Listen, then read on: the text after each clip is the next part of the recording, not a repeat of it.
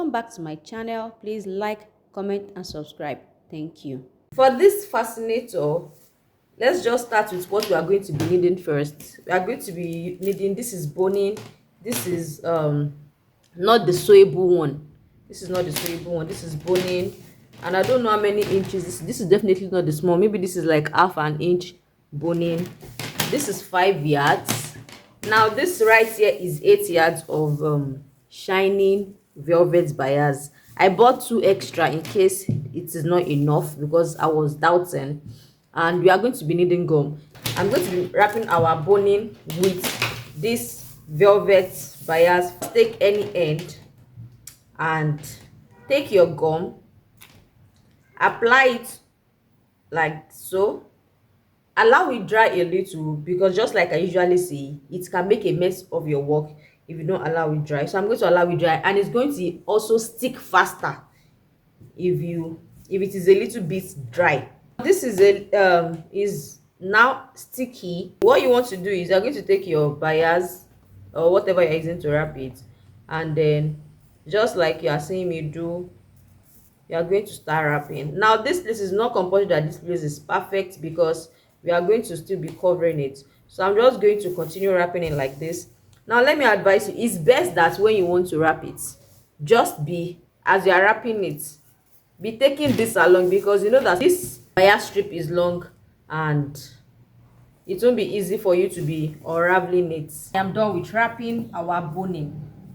I said I bought 10 yards. Well, I went to buy extra 7, and trust me, I finished using the 7 yards. So that means in total I used 17 yards. This is what is remaining from the 17 yards. Do you understand? So, and this is 5 yards. So if you want to buy yours, ensure that you buy like 17. If you want to use this to wrap your Alice band, you are going to be buying like, let's say 17 and a half, or to be on the safe side, 18 yards. Now let's move to how to fold it.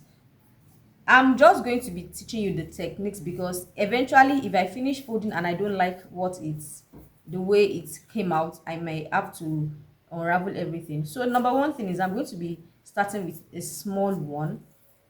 So after starting with this small one, I'll take my thread and my needle, or whatever you want to use to hold it in place. I'll continue, and just watch what I'll continue doing. Now the space in between each ring is dependent on the look that you are going for. I don't have any measurement that I go by. This is a entirely freestyled, so you just do your thing. Once you take the second one, bring the third one as well. I've gone ahead to make like three rings. I've tied it. So let me advise you, don't cut off the thread, just leave it so that you continue using it. So I'm going to continue making my rings. You can make like 3, then after making like 3, tie it off again. This is what I have after tying it off. I'm going to go ahead and cut off the excess. The next thing we want to do is we want to introduce our base to our Alice band.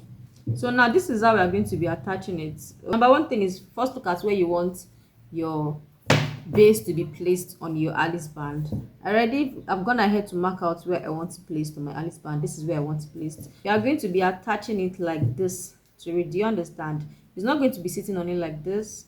We're going to be attaching it like so. I'm going to be going ahead and I'll wrap it with my thread and my needle. So I'll just start from anywhere and I'll go ahead to start wrapping. Now we will wrap so that this place right here will stop, definitely this place will still be shaking, but this place, it won't have the feel like it wants to fall off. So as you are wrapping, you are going to be tightening your hands around whatever you are wrapping. So my thread is finished. I'm just going to go ahead and tack it here. Once you are sure that this place there's nothing moving here, what you want to do next is you want to go ahead and wrap this place up. We have to cover the place that we worked. So I'm just going to be putting gum here,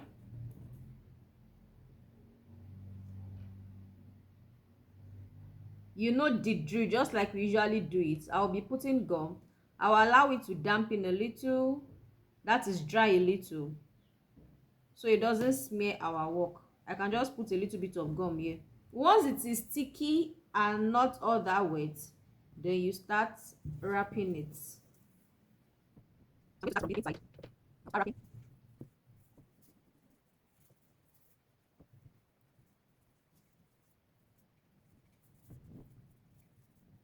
The next thing we want to do right now is to put our feathers. Placement is definitely on you, but if you want to do it the way I'm doing mine, I want it to be opposite, to face this opposite direction. But at the end of the day, for this feather, can you see, you can change the direction, you can straighten it. So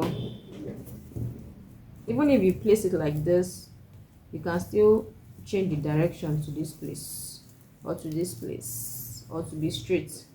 So I'm just going to be gumming both.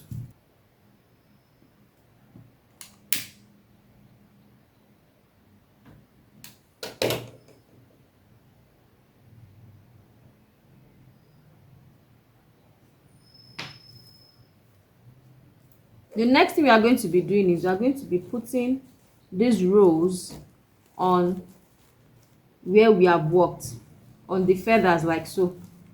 At this point, my phone was too hot, so the light went off by itself, so I had to just wrap up the video. Thanks very much for watching. Please don't forget to like, comment, subscribe and share, and also turn on your notification button. Thanks. Bye.